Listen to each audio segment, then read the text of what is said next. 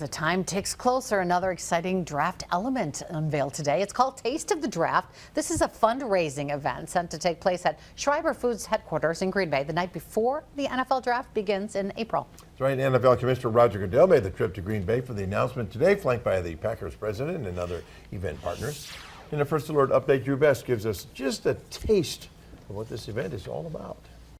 In a state where 1 in 6 children live with food insecurity and half of students qualify for free and reduced lunch, a fundraising event on NFL Draft Eve will raise money toward grants that help provide school lunches to Wisconsin students whose families cannot afford them. One organizer calling the Taste of the Draft a culinary and gridiron extravaganza unlike any other. All proceeds raised through the Taste of the Draft will support one mission, and that's to end student hunger here in Wisconsin.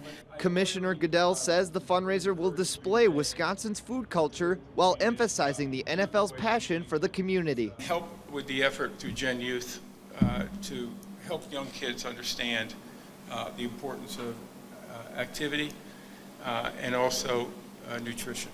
The combination is really important and probably the biggest life lesson we could all learn. In Thursday's announcement, President and CEO Mark Murphy says the Packers are looking for supper clubs from all around the state to bring that home state twist to this year's Taste of the Draft. And what better way to highlight it, our unique culinary traditions here in Wisconsin, than showcasing the supper club experience. We want your special recipes and famous dishes to make this as authentic as possible.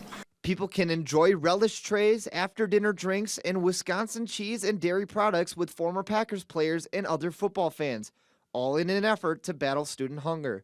Links to both applications for supper clubs and tickets to the Taste of the Draft can be found on our website, wbay.com/links.